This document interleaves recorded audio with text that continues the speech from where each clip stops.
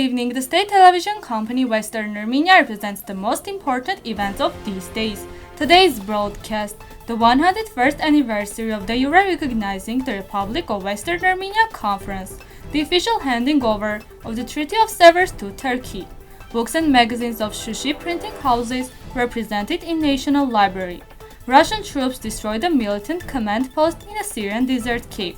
UN experts. Islamic State committed genocide against Yazidis. The meeting of the President of the Republic of Western Armenia with historian Angela Teryan. Screening of documentary film Hidden Armenians with the participation of Khanlaryan and Jivan Avetisyan. A conference entitled the 101st Anniversary of the jure recognizing the Republic of Western Armenia took place in Yerevan office. The Prime Minister of the Republic of Western Armenia, Sedam Elikyan, presented an opening speech, who greeted those present and hoped that they will present that event in their motherland, in Karin. There Rafi Nazarian was presented, will work in parallel with authorities of the Republic of Western Armenia with the idea of liberation of Western Armenia.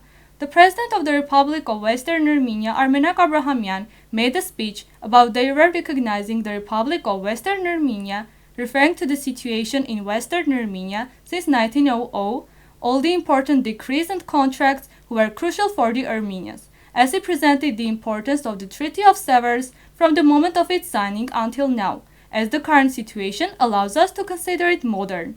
During the event, world-famous opera singer tenor Vanno Tadeo and singer-composer Arsen Hambaryan received the title of Honorary Citizen of the Republic of Western Armenia. Deputy of the National Assembly of the Republic of Western Armenia, Ruzanna Khachatryan, concluded the event with a speech. Handing over the International Peace Treaty to Turkey and the de jure recognition of the Republic of Armenia in the territory of Western Armenia on May 11, 1920. The ceremony of presenting the peace treaty to Turkey took place in the Ministry of Foreign Affairs in Paris, in the presence of Armenian delegation, as the new Armenian state is one of the treaty sites and there was a need for additional notes. Let us remind the introduction.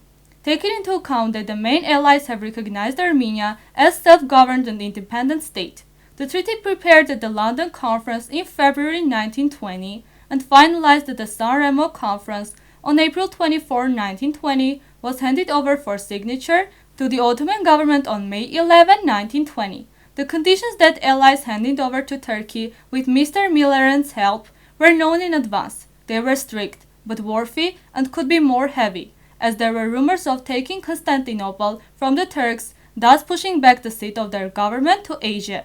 No one feels sorry for them. All this is a small atonement for their sins in return for the massacre against the Armenians and other Christian peoples in 1915. The Triple Entente described those events as new crimes against humanity, which they committed cold-heartedly, especially during the last 20 years. Mr. Millerand headed the ceremony. Mr. De Fokker, head of protocol, introduced the delegates of the Ottoman Empire. On behalf of the allies, Mr. Millerand gave them the treaty draft. The authorities had decided that the discussions would take place in writing. The Ottoman government would be given a month to make its observations known. Tevfik Pasha, shaking his hands from the document he had just received, answered a few words in a voice dispelled by excitement. Mr. Millerand postponed the meeting, which had lasted 5 minutes. The treaty draft, submitted to the Turkish delegates, is divided into 13 parts and 433 articles. First, the first part includes the League of Nations Covenant, which is given several roles in the treaty. Second, the second part describes Turkey's new borders in Europe and Asia. Third, the third part, including 13 sectors, obliged the Turks to accept the political changes to be made in Europe and Asia arising from the treaty. An exhibition dedicated to media and Armenian printing of Shushi was organized on the initiative of the Department of Inviolable Literature of the National Library of Armenia in the big exhibition hall of the library. Shushi publications kept in the Department of Inviolable Literature were presented. Armina Mgrchan, working on the Department of Inviolable Literature, mentioned that only a small portion is exhibited, 100 books and 6 periodicals, newspapers and magazines. The aim of the exhibition is to present the printing houses that were operating in Shushi and the literature published in those printing houses to the public, which once again proves that Shushi was a powerful city, especially in the 19th century, rich with cultural and spiritual values. An Artsakh resident stood out not only with a heroic spirit, but also with spiritual life, love for writing and literature, educational and publishing activities, Mukherjee stressed. She informed that the first printing house in Shushi was the Protestant missionary printing house, which got permission from the Russian authorities to establish a printing house in the Caucasus in addition to the school. The first book published in the printing house was History of the Holy Letters, published in 1828. TASS news agency reports, citing the Russian Defense Ministry, the miners of the Russian armed forces destroyed a cave abandoned by militants in the Syrian White Desert near Palmyra, which was used as a command post for terrorists. Colonel Andrei Kalinev, head of the engineering forces of the Russian armed forces grouping in Syria, told reporters. During search operations by the armed forces of the Syrian Arab Republic, a system of caves and communication passages was discovered. In particular, a command post of the militants was found, which contained communication equipment, weapons, ammunition, and documents. Engineering units are destroying these caves, conducting reconnaissance and checking for explosive objects, Kalinev said. He explained that after the discovery, 6 anti-personnel mines were defused near the cave. The fighters supposedly dug a 70-meter underground corridor in the soft rock by hand.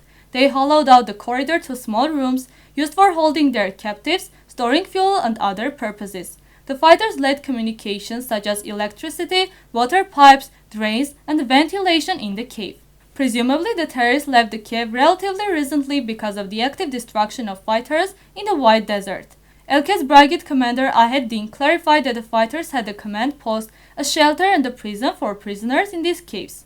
Through the joint efforts of our Elkes detachment, the Syrian and Russian armies, we managed to drive them out of here, he said. To destroy the cave, Russian sappers used charges of about 2.5 tons in TNT equivalent.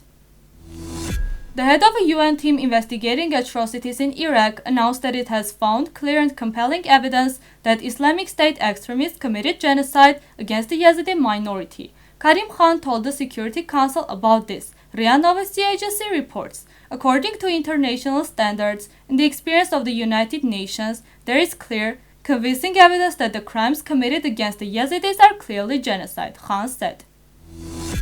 The President of the Republic of Western Armenia, Rafi Nazarian from United States, and Anush Melikyan had a working meeting with historian Angela Teryan, who recently published the book History of Ararat Land Before Common Era 4th to 1st Millennium. Teryan presented the importance of the book, especially in this period, when the neighboring states try to falsify history and to attribute Armenian historic territories to them. A discussion was held.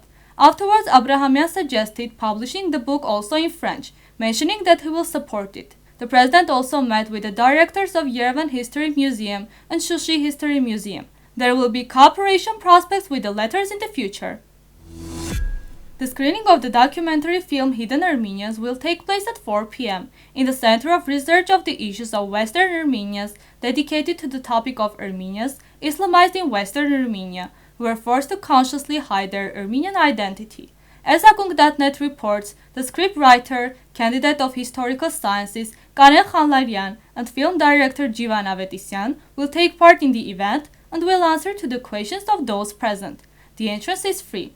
Date: May 12, 2021 at 4 p.m. Address: Yerevan 38 Gulbenkian, 5th floor. Now we present you Gole Hoynar by Akung Ensemble.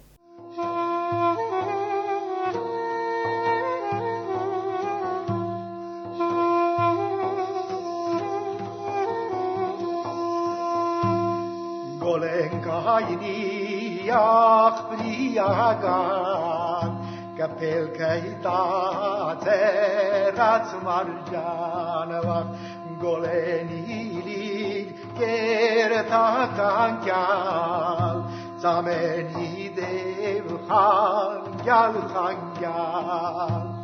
goleni kerta kangal zameni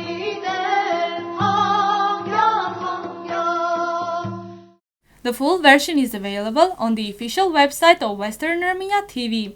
This was all for today. Goodbye.